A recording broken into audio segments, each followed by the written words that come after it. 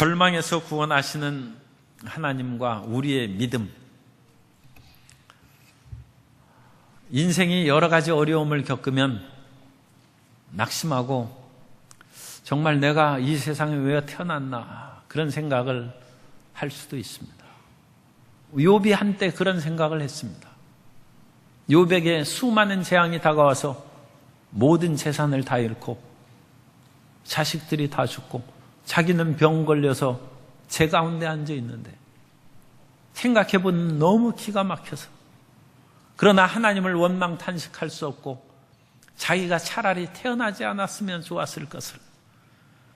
욥이 입을 열어 이르되 내가 난 날이 멸망하였더라면, 산의 아이를 베었다 하던 그 밤이 그러하였더라면, 그 날이 캄캄하였더라면, 하나님의 위에서 돌아보지 않으셨더라면, 빛도 그 날을 비추지 않았더라면, 욥은 차라리 태어나지 말았을 걸 탄식했습니다.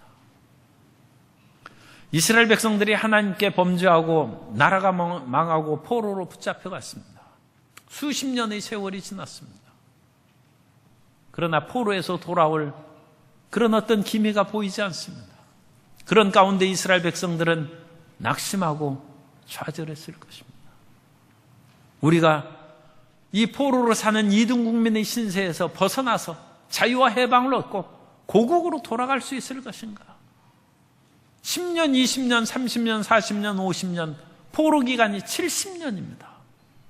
70년의 기간이 가까우면 가까울수록 그들의 마음은 더욱 어둡고 낙심과 절망에 처했을 것입니다. 그러나 위대하신 하나님께서는 그들에게 자유와 해방을 주시고 고국으로 돌아가게 하셨습니다. 오늘 우리 삶에도 여러 가지 참담한 문제들이 우리 마음을 낙심시키고, 내가 이 질병에서 치료함을 받을 수 있을 것인가? 내가 이 사업의 어려움 가운데서 회복될 수 있을 것인가? 우리 가정의 그 같은 어렵고 힘든 문제가 과연 회복되어서 단란하고 행복한 가정을 다시 이룩할 수 있을 것인가? 참담한 마음이 들 때 우리는 이사야의 메시지를 듣고 우리 마음 가운데 믿음을 가지면 주님의 위대한 구원의 역사를 체험하게 될 수 있을 것입니다. 첫째로 우리가 구원함을 받고 이와 같은 참담한 상황에 벗어나기 위해서는 창조주 하나님을 굳게 믿어야 됩니다. 이 나라가 분단이 된 지 72년이 됐습니다. 1945년에 8.15 해방이 되었고 곧바로 38선이 나누어져서 남과 북이 분단이 되었는데, 분단한 채로 이렇게 오래 갈 줄은 몰랐죠. 한국의 크리스찬들은 예레미야의 70년 예언의 말씀이 있습니다. 그 말씀을 생각하면서 70년이 넘기 전까지는 하나님께서 이스라엘 백성들도 70년 만에 돌아오게 하셨은즉 남과 북이 하나가 되고 통일의 은혜가 이루어지겠지, 그런 기도의 부르짖음을 많이 했습니다. 예레미야 29장 10절 이하에 보면 야훼께서 이와 같이 말씀하시니라. 바벨론에서 70년이 차면 내가 너희를 돌보고 나의 선한 말을 너희에게 성취하여 너희를 이곳으로 돌아오게 하리라. 야훼의 말씀이니라. 너희를 향한 나의 생각을 내가 아나니 평안이요 재앙이 아니니라. 너희에게 미래와 희망을 주는 것이니라. 너희가 내게 부르짖으며 내게 와서 기도하면 내가 너희들의 기도를 들을 것이요 너희가 온 마음으로 나를 구하면 나를 찾을 것이요 나를 만나리라. 이스라엘 백성들은 정말 70년 만에 돌아오고 하나님을 만났어. 우리도 그와 같이 부르짖었는데 70년이 지났어. 72년이 됐어. 그래서 크리스찬들이 이제 언제 통일될지 성경을 통해서 연대를 붙잡을, 그것이 꼭 우리 민족이 주는 연대는 아닙니다만 그래도 물에 빠진 사람은 지푸라기라도 잡아야죠. 잡을 무슨 근거가 있어야죠. 요즘의 젊은이들이 통일에 대한 의식을 조사해 보니까 어려우면 통일하지 않으면 좋겠다, 그런 조사를 대답을 했습니다. 청년 지식인 포럼에서 2015년에 여론조사를 했는데 남한의 그런 대학생들 257명과 탈북 대학생 180명을 조사를 했습니다. 그래서 그들이 많은 여러 가지 그 조사 항목이 있는데 그 가운데 그냥 중요한 몇 가지는 만일 통일된다면 경제 사항이 어려워질 수 있는데 그래도 통일하겠느냐? 그러자 남한 대학생들은 62.7%가 우리는 싫다. 경제가 어려워지면 통일을 하고 싶지 않다. 그렇게 대답했고, 북한 출신의 탈북 대학생들은 아무리 어려워도 경제가 조금 어려워져도 86.5%가 통일되기를 동의한다고 했어요. 남과 북이 현저하게 차이가 있죠. 그리고 그러면 어느 때 통일될 때까지 해야 되느냐? 모든 여건이 성숙될 때까지 기다려야 된다. 그것이 남한 대학생들 71.6%. 북한 탈북 대학생들은 기다릴 수 없다. 어떠한 어려움이 있어도 빨리 통일돼야 된다. 그것이 53.9%입니다. 탈북 대학생들은 고향이 북한이니까 빨리 통일되기를 원하는 것이 절대적인 다수고, 남한의 대학생들은 뭐 별로 어려웠고 힘들면 통일될 필요 없다. 사람들이 통일에 대한 그런 젊은 사람들이 생각을 반영하듯이 이제 나이 든 사람들도 그런 마음이 점점 옅어지고 있습니다. 이스라엘 백성들도 마찬가지입니다. 이스라엘 백성들이 50년이 지나고 60년이 지나고 세월이 지날 때 예레미야가 70년이 되어서 고국으로 돌아온다는 예언을 한 것은 그 당시 사람들은 얼마나 믿었겠어요. 오늘날 우리는 그것이 성취된 성경을 읽으니까 그걸 확실하게 믿는 것이지, 그 당시 시대를 살고 있는데 예레미야라는 선지자 한 사람이 오늘날로 보면 종입니다. 목사님이 나타나서 70년 만에 우리는 돌아올 것이다. 모든 사람이 다 믿고 그야말로 정말로 100% 될 것이다. 그렇게 생각을 했겠습니까? 포로에서 살아가는 동안 한 세대가 지나가고 50년, 60년, 70년이 가까울 때 이제 그곳에서 태어나고 자라난 사람들이 이미 60세, 70세가 가까우고 있어요. 고국말도 잊어버립니다. 사실 히브리어는 그때부터 사어가 되어서 사용하지 못합니다. 히브리어는 성경 언어로 그와 같이 남아 있었고, 그 당시 사용된 구어는 아람어가 사용됐어요. 예수님 당시에 사용하는 언어도 아람어고 예수님께서 하신 말씀도 아람어입니다. 히브리어는 사라졌어요. 그리고 그 당시 사람들은 바벨론어를 배우고 또 국제 공용어로 아람어를 배우고 히브리어는 사라지고, 그때 우리가 고국으로 돌아간다는 희망이 있겠습니까? 그때 이사야가 얘기합니다. 그렇지 않다. 하나님은 창조주 하나님이시라는 것입니다. 하나님께서는 너희가 지금 생각하고 있는 현실이 아무리 어렵고 참담한 상황을 180도 전환시키고 새롭게 창조하실 창조주 하나님이시라는 것입니다. 태초에 하나님이 천지를 창조할 때 땅이 혼돈하고 공허하며 흑암이 깊음 가운데 있고 하나님이 신이 수면에 운영했었다고 했습니다. 땅이 혼돈하고 공허하여 아무것도 없는 그런 속에서 하나님은 천지와 만물을 창조하시고 우주의 수많은 삼라만 상을 창조하신 것입니다. 그러므로 아무리 바벨론 세력이 강하고 유다 백성들이 돌아갈 기억이 아무리 약하다 할지라도 하나님이 하시면 위대한 역사가 이루어지는 것입니다. 창세기에 하나님의 창조의 역사가 확실하게 드러나고 그 이후부터는 창조주 하나님에 대한 언급이 성경에 별로 없어요.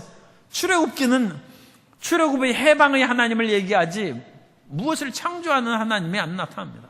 그 이후에 이스라엘 역사에서도 하나님께서는 왕국을 다스리고 역사를 주관하신 그 하나님을 말씀하시지 창조주 하나님이 안 나타나요. 그런데 창세기 창조주 하나님을 이사야서 2부, 이사야 40장 이후부터를 2부라고 하는데 그 2부에서는 분명하게 다시 나타나는 거예요.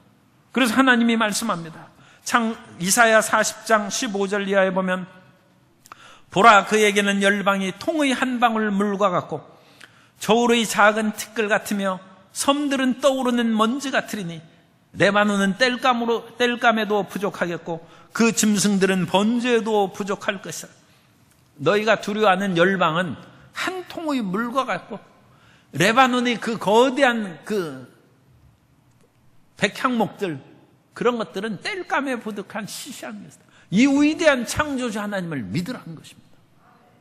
바벨론만 바라보고 떨지 말고 하나님을, 창조주 하나님을 믿으라는 것입니다. 이사야 40장 21절 이하에 너희가 알지 못하였느냐, 너희가 듣지 못하였느냐, 태초부터 너희에게 전하지 아니하였느냐, 땅의 기초가 창조될 때부터 너희가 깨닫지 못하였느냐. 그는 땅 위 궁창에 앉으시나니 땅에 사는 사람들은 메뚜기 같으니라. 그가 하늘을 차일같이 펴셨고 거주할 천막같이 펴셨고. 하나님이 창조하신다. 그러므로 이스라엘 백성들, 포로에서 붙잡힌 사람들은 지금 암담한 상황 가운데 절망하지 말라는 것입니다. 하나님은 여전히 포로된 이스라엘 백성들의 관심과 사랑을 갖고 있다는 것입니다. 오늘 본문 말씀에 이스라엘은 그런 마음도 잃어버렸어요. 그래서 이스라엘 백성들이 이사야 40장 27절에서 읽은 것처럼 야곱아 어찌하여 내가 말하며 이스라엘아 내가 이르기를 내 길은 야훼께 숨겨졌으며 내 송사는 내 하나님에게서 벗어난다 하느냐. 하나님이 너희를 잊으시겠느냐. 너희가 지금 억울한 일을 당하고 송사를 당하고 그러는데 주님께서 안 돌봐주실 것 같으냐. 그렇지 않다는 거죠. 하나님은 돌봐주신다. 하나님이 이 큰 나라와 모든 사람들을 어찌 돌보시겠습니까? 이스라엘 백성들이 또 낙심하고 탄식하면 이사야는 40장 28절에서 말씀합니다. 너는 알지 못하였느냐, 듣지 못하였느냐. 영원하신 하나님 야훼 땅끝까지 창조하신 이는 피곤하지 않으시며 곤비하지 않으시며 명철이 한이 없으시며. 주님께서는 하실 수 있습니다. 우리는 피곤하고 지치고 낙심할지라도 하나님은 우리에게 새로운 일을 행하실 수 있습니다. 그 사실을 이사야는 이사야 43장 19절에서 보라 내가 새 일을 행하리니 이제 나타낼 것이라 너희가 그것을 알지 못하겠느냐. 반드시 내가 광야의 길을 사막에 강을 내리니. 광야에 길이 생기고 아무것도 갈 수 없는 그런 황막한 광야에 하나님이 길을 내시고 사막에 강물이 생기겠습니다. 그러나 하나님이 사막에 강을 내신다는 거죠. 우리가 죄악과 절망 가운데 고통치고 몸부림치며 살아올 때 주님께서 이 땅에 오셔서 십자가를 지시고 우리 죄를 사하셨습니다. 그래서 죄로 말미암아 영원토록 죽을 수밖에 없는 우리를 주님께서 살리시고 하나님의 자녀로 만드셨습니다. 주님께서 새로운 창조를 하십니다. 그래서 우리는 죄악에서 벗어나 물과 성령으로 거듭난 하나님의 자녀가 되었습니다. 예수님이 십자가 은혜로 기적이 일어납니다. 예수님을 믿고 우리가 죄사함을 받은 것이 기적인 것입니다. 뿐만 아니라 우리가 저주와 낙담 가운데 살아갈 때에도 예수님께서 나무에 달리사 율법의 저주에서 우리를 속량하심으로 말미암아 우리를 새 사람으로 만드신 것입니다. 갈라디아서 3장 13절 이하에서 말씀합니다.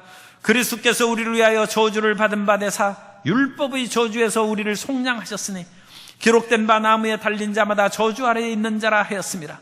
이는 그리스도 예수 안에서 아브라함의 복이 이방인에게 미치게 하고 또 우리로 하여금 믿음으로 말미암아 성령의 약속을 받게 하려 함이라. 그러므로 우리는 낙심하지 절망할 까닭이 없습니다. 주님께서는 창조주 하나님이십니다. 주님께서는 우리에게 새 힘을 주시고 무능한 자에게 힘을 주시고 피곤치 않고 고단치 않도록 일으켜 주셔서 새롭게 살아갈 수 있도록 은혜를 내려 주시는 것입니다. 따라서 하나님은 창조주이십니다. 하나님은 나를 창조하십니다. 내 인생은 새롭게 창조될 것입니다. 우리는 예수님 안에서 그걸 믿어야 되는 것입니다. 포로에 붙잡힌 그 사람들에게 창조주 하나님을 믿으라는 것입니다. 하나님께서 아무것도 없는 곳에서 창조하셨는데 너희는 지금 만들어진 상황에서 바벨론의 그런 압제에 포로로 살고 있다 할지라도 어찌 너희를 해방을 시켜서 고국으로 돌아가고 다시금 평화와 행복이 가득한 삶을 만들지 못하시겠느냐. 믿으라는 것입니다. 정령 하나님께서 광야의 길을, 사막의 강을 내는 기적을 베푸신다는 것입니다. 두 번째로 우리가 암담한 상황에서 벗어나고 하나님의 은혜를 입기 위해서는 유일하신 하나님에 대한 절대 신앙을 가져야 돼요. 유일하신 하나님, 하나님밖에 없다는 그 믿음을 우리가 가지라는 것입니다. 그런데 옛날부터 지금까지 하나님만 믿고 살기가 쉬운 것이 아닙니다. 구약 성경에 가장 탁월한 두 명의 하나님의 종이 모세와 엘리야인데, 엘리야가 왜 나타났겠습니까? 엘리야가 나타난 시대는 사람들이 하나님을 안 믿고 바알을 믿고 그랬어요. 왜냐하면 바알은 농업신으로 비를 주고, 또 바알은 여러 가지 인간의 쾌락의 본능을 충족시키는 그런 부정한 그런 제사가 있었어요. 그래서 사람들이 그같이 바알 신에 빠져들어갔어요. 엘리야가 호련히 나타나서 야훼 하나님을 믿으라고 촉구하고, 하나님이 비를 내리시는 그 증거를 보여주기 위해서 내 말이 없으면 우로가 있지 아니하리라 하니까 3년 6개월 동안 비가 내리지 않아요. 그런 참담한 상황, 그것을 체험하면서 마지막 비가 내리기 직전에 엘리야가 백성들을 불러 모아서 바알과 아세라 선지자하고 같이 딱 서서 이와 같이 백성들에게 묻습니다.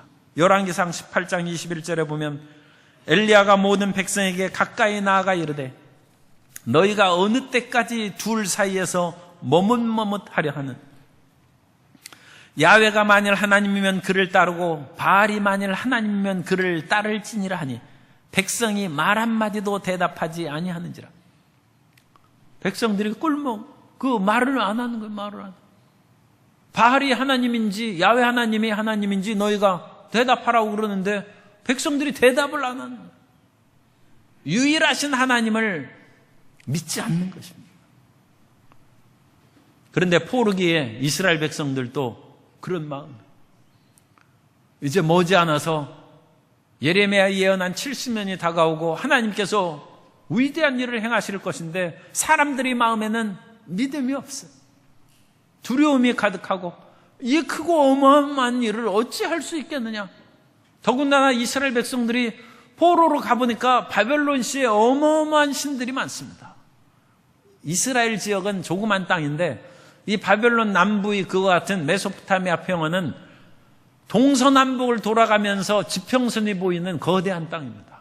앞을 봐도 지평선이 아득하게 보이는데 뒤로 돌아서 180도로 돌아가도 그 지역에 아득하게, 그러니까 땅이 얼마나 넓은 거예요. 그런 땅을 다스리는 바벨론의 제국의 수도입니다.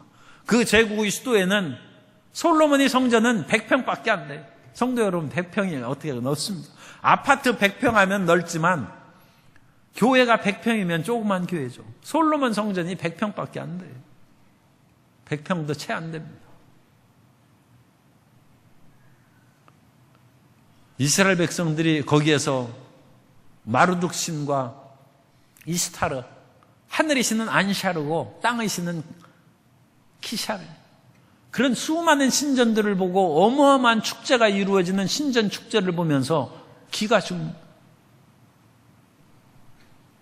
그러나 세계에 아무리 거대한 세력이 다가오고 우상이 아무리 거대한 10m, 20m, 100m의 그런 높은 우상이 있어도 그것은 돌멩이요 쇠조각이고 나무에 불과한 것입니다. 우상은 헛것입니다. 하나님만이 유일하신 하나님이신 것입니다. 이사야가 그러니까 포로에 붙잡혀온 백성들에게 그것을 다시금 깨닫게 해주십니다. 이사야 40장 18절 이하에 보면 그런즉 너희가 하나님을 누구와 같다 하겠으며 무슨 형상을 그에게 비기겠느냐. 우상은 장인이 부어 만들었고 장색이 금으로 입혔고 또 은사슬을 만든 것이라. 우상에 금근으로 딱 붙이면 화려하게는 하겠죠. 그러나 그것은 금덩어리 은 조각에 불과한 것이지 그게 무슨 살아있는 신이라 할 수 있겠느냐. 이사야 44장 15절에는 말씀합니다. 이 나무는 사람이 땔감을 삶는 것이거늘 그가 그것을 가지고 자기 몸을 덮게도 하고 불을 피워 떡을 굽기도 하고 신상을 만들어 경배하며 우상을 만들고 그 앞에 엎드리기도 하는 거야. 너희가 생각해보라. 신상들 그 거대한 나무로 만들었는데 그것에서 나온 부스러기로는 땔감으로 삼고, 그건 같은 나무는 다른 것은 고기를 구워 먹는 연료로 사용해서 몸을 따뜻하게 하다고 고기 구워 먹고 왔는데, 또 그 나무로 만든 신상 앞에는 너희가 엎드려 절하는데 그게 올바르게 생각해서 그게 합당한 짓이겠느냐? 고기 구워 먹는 그런 나무 앞에 왜 절합니까? 우상에 빠지면 그와 같이 어리석다는 것입니다. 하나님만이 영원하신 하나님이십니다. 이스라엘 백성들이 포로에서 돌아올 그 시점이 가까워질수록 그 마음은 힘들고 어둡고 참담해집니다. 내가 하나님께서 우리를 포로에서 돌아오기를 10년을 기다렸는데 10년 지나도 소식이 없어. 20년을 지났는데도 소식이 없어. 30년, 40년, 50년이 지났는데도 이미 첫 세대는 돌아가시고 새로운 세대가 나오는데도 변함이 없어. 이제 영원히 이곳을 벗어나지 못하는구나. 그런 낙심과 절망이 들어차는 것입니다. 겨울철에 가장 추운 때는 해 뜨기 직전입니다. 해 뜨기 직전이 온도가 가장 낮아요. 여름도 마찬가지겠습니다. 그래서 겨울밤을 지낸 사람은 해가 뜨기 바로 전이 제일 추운 거예요. 가장 추운. 군대 가서 보초 쓸 때 해 뜨기 직전에 거기에서 나가면 제일 추운 거예요. 또 그때가 가장 어둡다고 합니다. 해가 뜨기 전이 가장 어두운, 성도 여러분의 삶이 가장 어둡고 가장 춥고 고통이 가득할 때, 그때는 새벽빛같이 하나님의 구원의 은혜가 나타날 때입니다. 하나님이 가까우실 그때 가장 힘들고 어려운 것입니다. 로마 시대에 세바스테아라는 그런 지역이 있는데 그곳에서 군인들이 예수님을 믿겠다고 해가지고 붙잡혔어요. 40명의 군인들이 붙잡혔어요. 그 군인들이 예수님을 믿고 우리는 우상을 숭배하지 않겠다 하자 얼어붙어가는 호숫물에 집어넣었어요. 호수에 구덩이를 파고 거기에서 한 사람씩 다 집어넣었어요. 날은 추워가고 살얼음이 이제 얼리기 시작합니다. 고통 가운데 죽어가고 있어요. 그걸 참다 못해서 한 사람이 나 그러면 예수 안 믿겠다 해서 뛰쳐나갔어요. 그런데 그때 그들을 지키고 있는 예수님을 안 믿는 이교도 병사가 비몽사몽간의 환상을 봤어요. 그랬더니 그 사람들이 순교하고 고통 가운데 가득 찰 때 하늘문이 열리더니 하늘에서 천사가 40명이 면류관을 가지고 내려오는 거예요. 그래가지고 그 면류관을 이제 순교하려는 그 사람들에게 씌워주면 그러는데 한 사람이 뛰쳐나가자 천사 한 명이 당황해하면서 어쩔 줄을 모르는 거예요. 비몽사몽간에 그 환상을 보는 거예요. 그러자 그 안 믿던 그 병사가 군복을 벗어 던지면서 나도 예수님 믿는다. 난 이제부터 크리스찬이다. 그래서 물에 뛰어들어가서 순교를 함으로 40명의 순교지가 오늘날 터키 시바스라는 지역에 거기에서 유적으로 남아 있습니다. 그 기념으로 기념되고 있습니다. 마지막 그 순간이 가장 힘들고 어려운 순간입니다. 그러나 그때에도 하나님밖에 없습니다. 유일하신 하나님을 굳게 믿어야 됩니다. 유일하신 하나님이 오늘날 예수 그리스도로 우리에게 임하셨습니다. 그리스도 예수밖에는 구원의 길이 없습니다. 이 세상에 그 어떤 것으로도 천국에 갈 수 없습니다. 나는 길이요 진리요 생명이니 나로 말미암지 않고는 아버지께로 이를 자가 없느니라. 하나님께 이를 수가 없습니다. 예수 그리스도만이 구원의 길인 것입니다. 천하 인간의 구원받을 만한 이름을 주신 일이 없습니다. 다른 이로서는 구원을 받을 수가 없습니다. 오직 예수 그리스도만으로 구원을 받는 것입니다. 그 믿음에 굳게 서서 실망하지 말고 낙심하지 말고 믿음으로 전진하는 복된 성도님 되시기를 주님 이름으로 축복합니다. 마지막이 어렵고 가장 힘들면 구원의 때가 가까웠다고 믿어야 됩니다. 세 번째로 하나님께서는 세계 역사를 주관하시는 하나님이시라는 것입니다.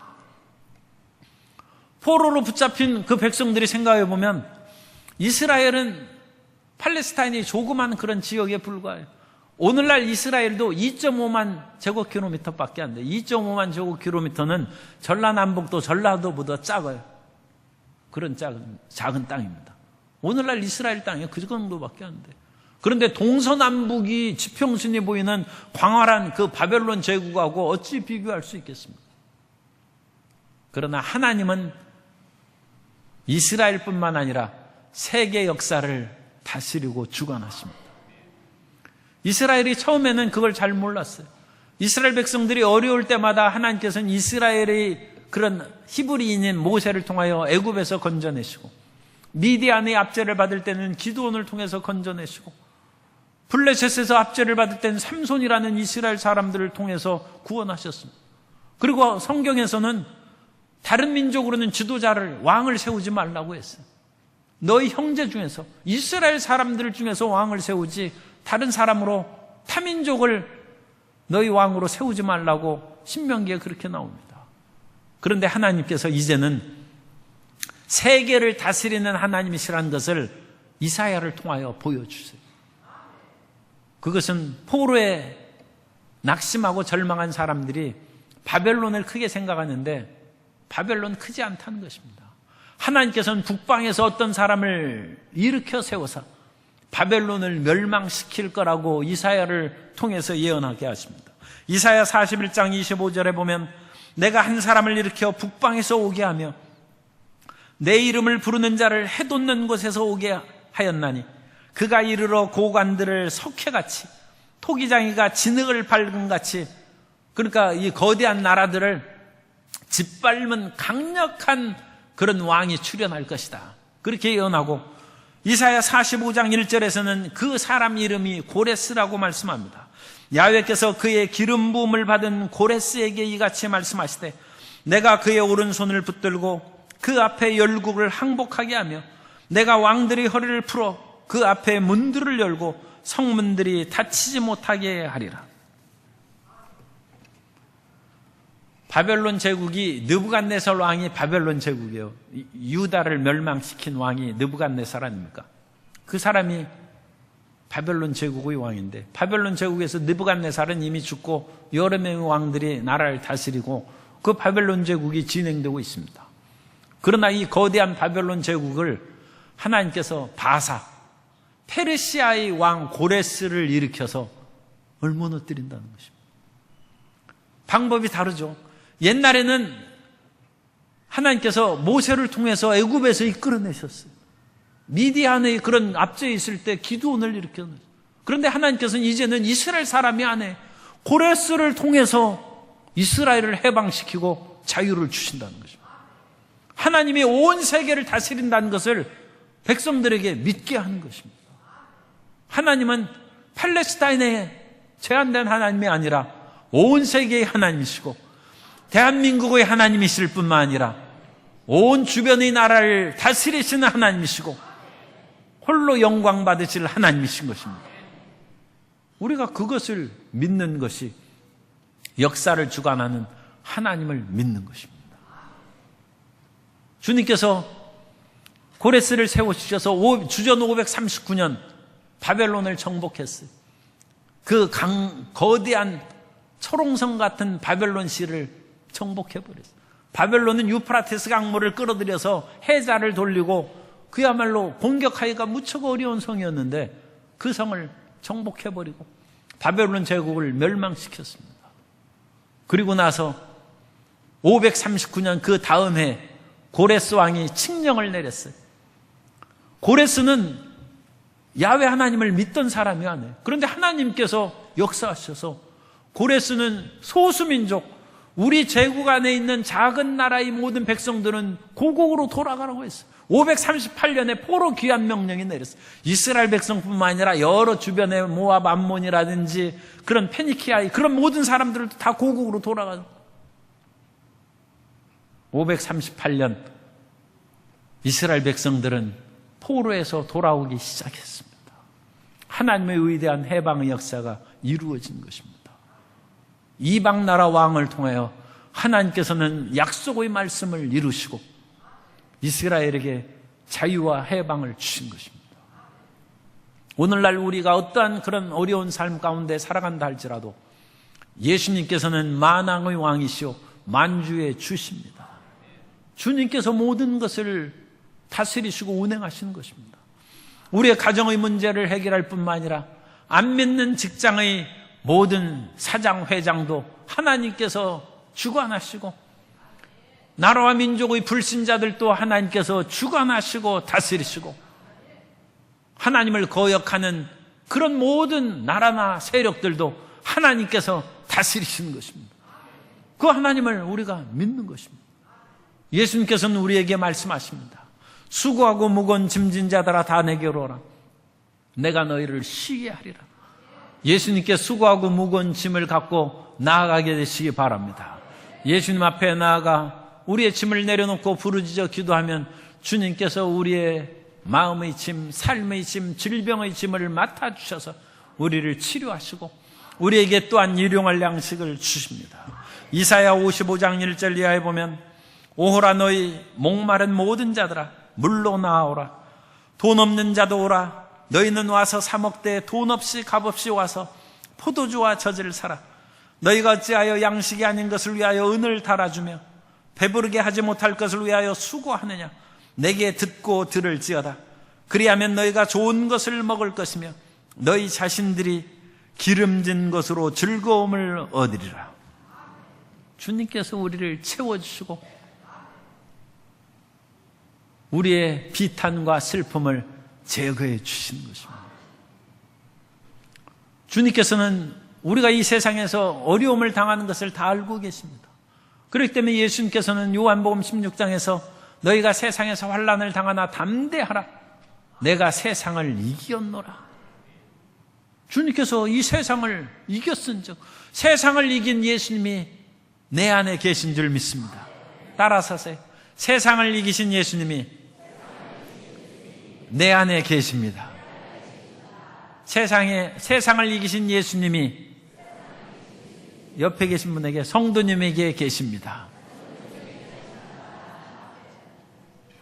그 예수님을 믿고 사는데 세계를 주관하시고 다스리는 우리 한 사람의 생사화복을 주관하시는 정도가 아니라 온 우주 만물을 다스리시는. 그럼 그 예수님이 우리에게 관심이 있습니까? 관심이 있으시다는 거예요. 예수님께서는 우리를 지극히 사랑하시고 모든 것 하나 몸짓 행동까지도 주님께서 다 살펴보고 계신 것입니다. 마태복음 10장 29절 이하에 보면 참새 2마리가 한 낫사리온에 팔리지 않느냐. 그러나 너희 아버지께서 허락하지 아니하시면 그 하나도 땅에 떨어지지 아니하니라. 너희에게는 머리털까지 다 세신 바 되었나니 두려워하지 말라. 너희는 많은 참새보다 귀하니라. 주님께서 세상의 모든 것을 주관하시고 참새 한 마리 떨어지는 것까지 하나님께서 살펴보시는데 우리는 참새보다 귀하다는 것입니다. 참새보다 귀하다는 것을 믿고 담대하게 살아가게 되시기를 바랍니다. 우리가 죄 중에 있을 때 주님께서 약속대로 예수님을 이 땅에 보내주셔서 십자가를 지게 하시고 우리를 죄에서 용서하시고 하나님의 자녀로 삼으셨습니다. 그 아들을 아끼지 않고 우리에게 주셨은즉 모든 것을 우리에게 주실 줄 믿습니다. 우리 로마서 8장 32절을 우리 다 같이 읽습니다. 자기 아들을 아끼지 아니하시고 우리 모든 사람을 위하여 내주신 이가 어찌 그 아들과 함께 모든 것을 우리에게 주시지 아니하겠느냐. 예수님과 더불어 모든 것을 우리에게 주신다는 것입니다. 담대하고 안심하시기 바랍니다. 하나님의 풍요하신 축복을 받아 누리게 되시기를 주님 이름으로 축복합니다. 주님께서는 바벨론 제국에 붙잡혀가서 나라가 망하고 끌려간 포로들이 이제 끝났다. 우리 인생과 우리 나라의 민족의 그 모든 운명은 끝났다 할 때 주님께서는 예레미야의 예언대로 70년이 되자 낙심하지 말라 하면서 고레스를 일으켜서 페르시아를 일으켜서 바벨론을 무너뜨리고 이스라엘 백성들에게 자유와 해방을 주셨습니다.